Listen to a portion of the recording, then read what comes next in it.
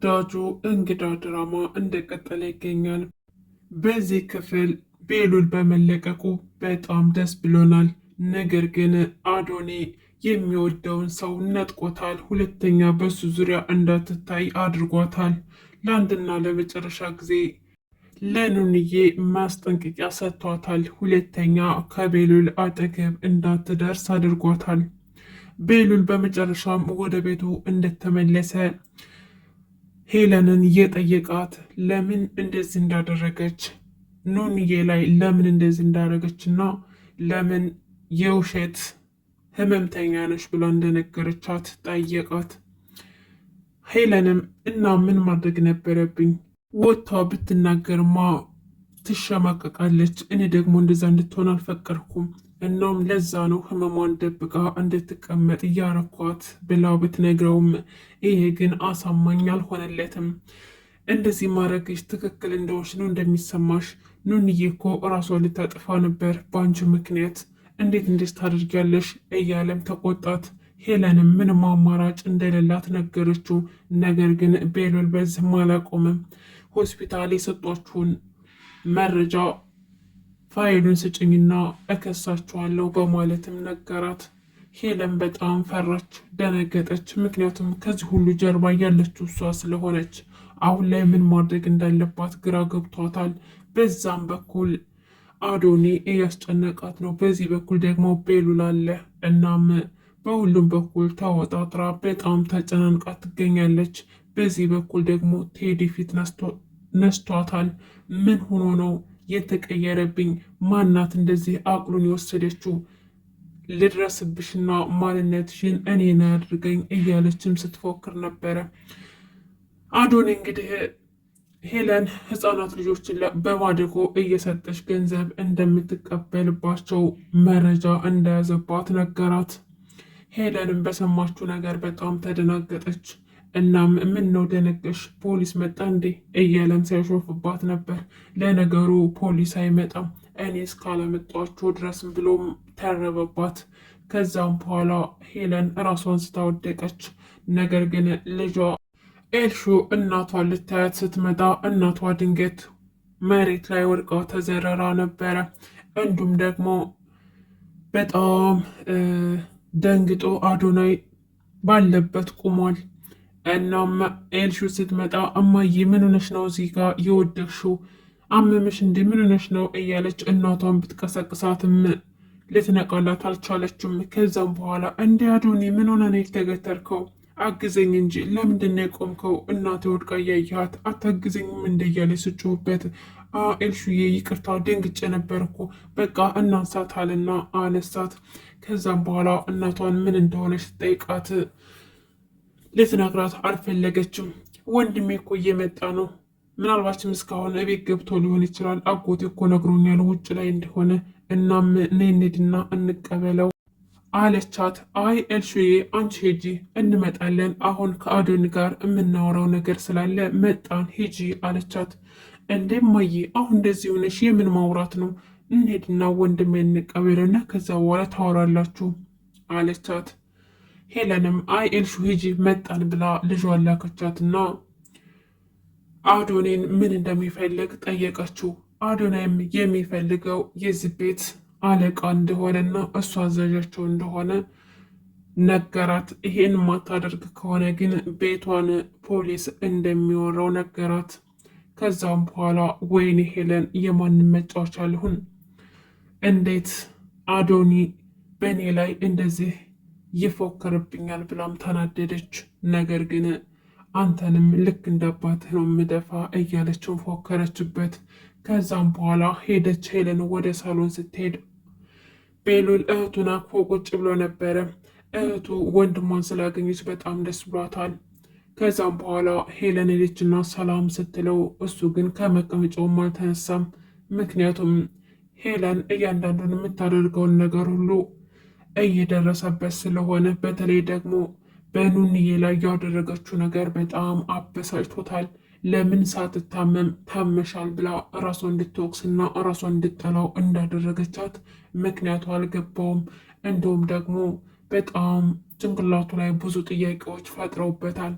ከዛም በኋላ ለምንድን ነው ሰላም ማትለኝ? እኔ እኮ እጄን ሰድጄ ሰላም ልልህ እያልኩኝ ነው፣ ለምንድን ነው ማታቅፈኝ ብላ ስትጠይቀው አይ ደህና ነኝ፣ አሁን በጣም ስለደከመኝ በቃ በኋላ አቅፍሻለሁ አላትና አሁን ማውራት ይኖርብናል፣ ነይ አንድ ላናግርሽ ብሎ ይዟት ሄደ።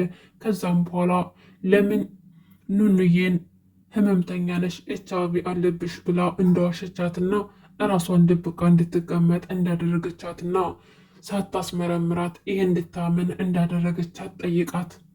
ሄለንም አማራጭ የለኝም እና እኔ ታዲያ ምን ላድርግ? ውጭ ላይ ብትሄድ እኮ ትሸማቀቃለች ብዬ ነው። ምን ላድርግ? ምንም አማራጭ የለኝም እና ደግሞስ እኔ እንዴት አውቃለሁ የውሸት እንደሆነ አለችው።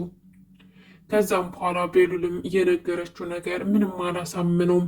በቃ እማዬ አሁን ዝም ብለሽ ፋይሉን ስጭኝና ሄጄ በአድራሻው እጅ አረጋግጣለሁኝ፣ አድራሻውን ስጭኝ ካልሆነ ብሎ ስጠይቃትም አድራሻውንም መስጠት አልፈለገችም። ነገር ግን ፋይሉን ስጪ ሲላት ፋይሉም ከኤልሹዬ ጋር ወስደዋለሁኝ ብሎ ሲነግራት ቀድማ ለኤልሹ እንዳሰጠው ነገረቻት። ከዛም በኋላ ኤልሹን ቢጠይቃትም እሷም የለም በሰዓቱ ደንግጬ ስለነበር የት እንዳስቀመጥኩት አላውቅም አለችው። እናም ለምን እናቷ እንዲሰጠው እንዳልፈለገች ስጠይቃት ምንም ወሬ አታብዢ፣ ስለምንም ነገር አትጠይቅኝ፣ አድርጊ ያልኩሽን ብቻ አድርጌ።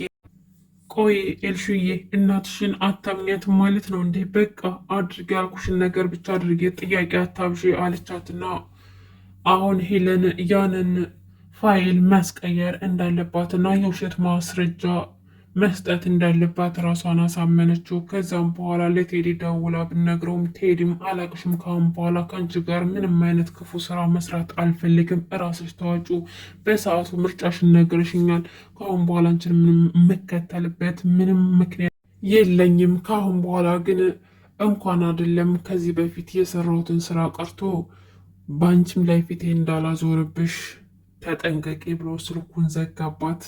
አሁን ግን መሲን ያልሆነ ነገር ውስጥ ልታስገባ ታስባለች። ያንን የውሸት ማስረጃ በመሲ በኩል አድርጋ ልታሰራ አስባለች። እና መሲን ተዘጋጂ፣ አብረን የምንሄድበት ቦታ አለን፣ የምታሳሪ ስራ አለ፣ ተዘጋጂ፣ ሂጂና ለባብሺ ብላ ላከቻት። ከዛም በኋላ እንግዲህ ኑንዬና ቤሉል ተገናኝተው ነበረ።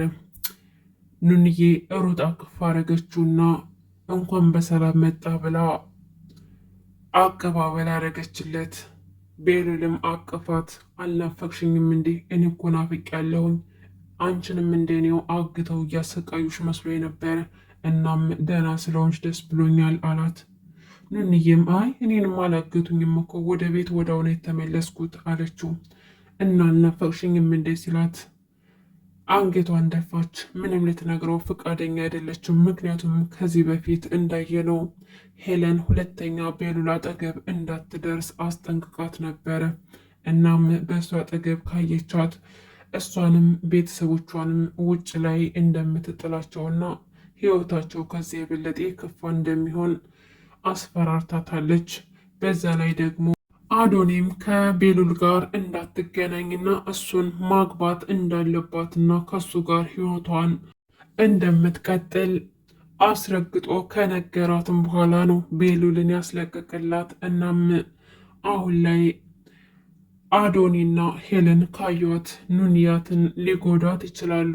ነገር ግን ከአሁን በኋላ እናንተ መለያየት አለብን፣ ከዚህ በላይ መቀራረብ የለብንም፣ ለእኔም ላንተም ጥሩ ሊሆን አይሆንም፣ አንተ ጥሩ ልጅ ነህ፣ በቃ እኔ ልጎዳህ አልፈልግም፣ ከኔ ራቅ ብላ ነገረችው።